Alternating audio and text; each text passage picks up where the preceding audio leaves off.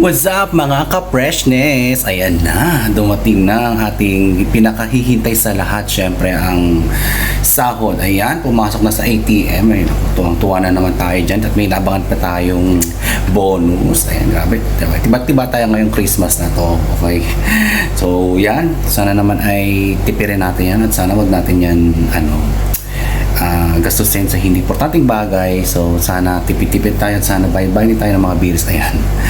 So yun na mga ka-freshness, sana sa aking mga pa-shoutout at sa aking mga content. Okay, so abangan yan. Bye. What's up mga ka-freshness? Ayan na ang ating hinihintay. Okay, bago na tayo mag-shoutout, syempre ang ating content ay galing sa ating supporter at follower na si Sir Darwin Natividad. Okay, ang ating content ngayon ay i-review daw natin ang ating isang supporter. So i-review ko daw ang kanyang face or i-consult ko ang kanyang face kung si Ronald Bombio ay kailangan niya pa rin ng Botox. Syempre naman, Ronald Bombio. Kung gusto mo naman magpa-Botox, okay lang naman, pero hindi ko na nire-recommend kasi sa inyo kasi hindi siya maganda para sa akin kasi nga ang nagiging resulta niya is tulad nito. So nung nagpa-Botox ako, hindi ito maigalaw. So ang nangyari kasi is na freeze yung muscle, so that's why yung mga lines na yan is nababawasan. So parang ganyan, pero nagagalaw na siya kasi wala nang Botox eh.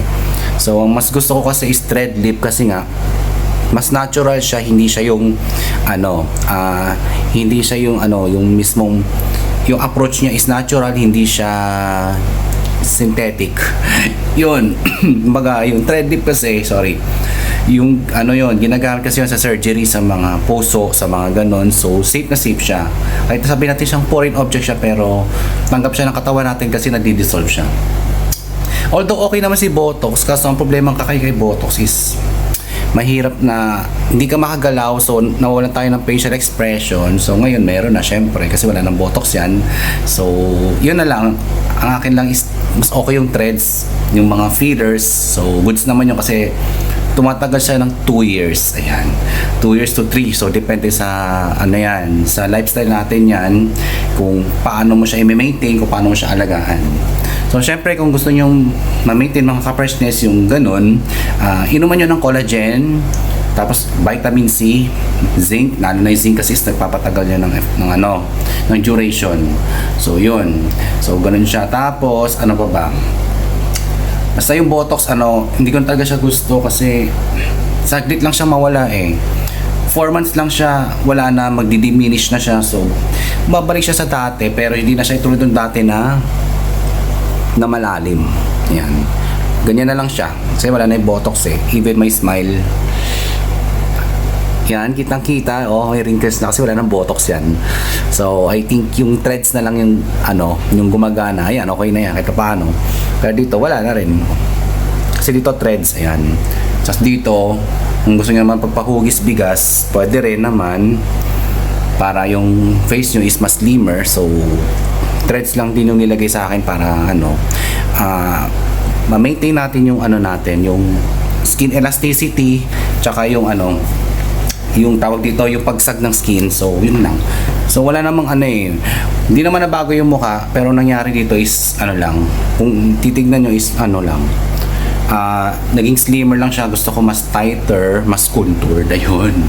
So kumbaga ginagawa kasi ng thread is ginagawa niya is parang nire-reposition niya.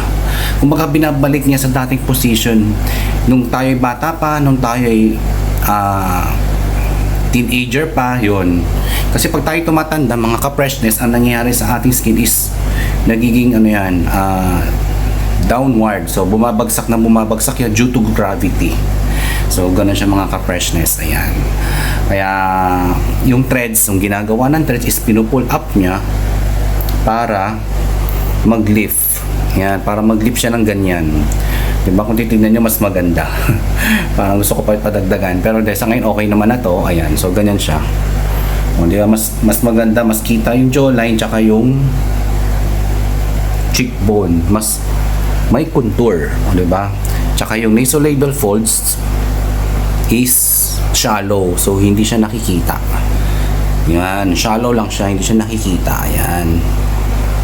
So, ganun siya mga ka-freshness. So, yun nga, kapag tayo tumatanda, so, unang-una sa atin kasi napapansin is yung smile lines. Yan, ito, napapansin sa atin yan. So, yun, so Ronald Bombio, so, kung gusto mo, okay na naman ng Botox, pero, nasa sa'yo pa rin yun, is your, ano naman, is your own choice.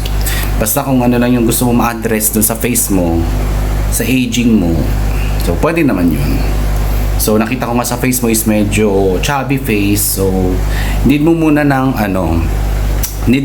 RF para maging slimmer ka. Pero, or kailangan muna mag-diet kasi mataba yung face mo. So, kailangan mo muna mag-diet para ma-maintain mo yung yung tawag dito, yung contour ng face mo. Ayan, yung pinaka, definition na tinatawag. Di ba?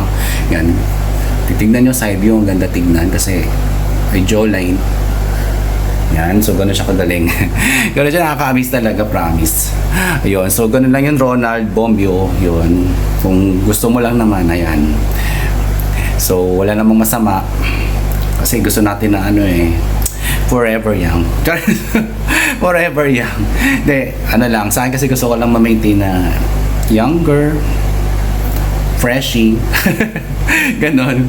Diba? So, kaya naman yon basta naalagaan, self-love and self-care at higit sa lahat ay iwas tayo ma-expose sa sunlight. Kasi nga yung sunlight is nakakasira siya ng ating collagen and elastin. So, yung elastin natin, yung parang nung tayo bata pa, so kung gaano siya ka-elastic na parang rubber band, so ganun yun. So, yan tulad nito, yan tinatawag na elastin. Kumbaga, bumabalik siya sa dati. Pero pag matanda na tayo kasi, ito is na to, malambot na to, tsaka laylay na tong part na to. Yan, elastic pa siya kasi tayo ay nasa 30s pa lang. Yan, tsaka yung threads nakatulong din, yung mga collagen, implant yun, maganda yun, grabe. So, nakaka-amaze, ayan. So, yung mga ginagamit ng mga celebrities ngayon, yan na yung mga threads, feeders. Pero sa akin, kasi yung feeders, hindi ko rin gusto. Kasi ang pangit sa feeders, ng ka-freshness is, nagkakaroon tayo dito ng mga bumps. Sabi natin, may feeders ka, so, umangat nga dito mo, pero katagalan nagkakaroon ka ng bumps yung parang napifeel mo na parang may bukol. So hindi siya maganda, unnatural look. Hindi siya maganda tulad ng mga may part dito sa temples, ayan. So pag naglagay kasi dyan ng fillers is nagkakabukol, so hindi siya maganda. So mas pipili ko yung threads, so kasi mas natural approach compare sa filler. Ang filler kasi tumataba yung mukha natin, even yung sa jawline natin nung nagpalagay tayo dati is hindi maganda. Kasi nga pwedeng mali ang pag-placement or mali yung pagkaka-inject. Yun. So, hindi ka gusto yung fillers. Mas gusto ko yung threads. Yun. I recommend na mas gusto ko yung threads. At ito pa mga ka-freshness, yung tinatawag nilang biostimulator, yung mga skin booster. Yun. Pwede rin yun. Yun nga lang, skin booster, siya. Hindi lang sa isang session, pwede siyang 2, 3. So, depende siya sa ating skin condition. Pero goods yun kasi mas pinapalakas niya yung yung skin resilient mo, yung tinatawag na nagpo-produce siya ng collagen, tapos collagen fibers, elastin, yun, nagiging moisture yung skin natin, nagiging hydrated, ayan.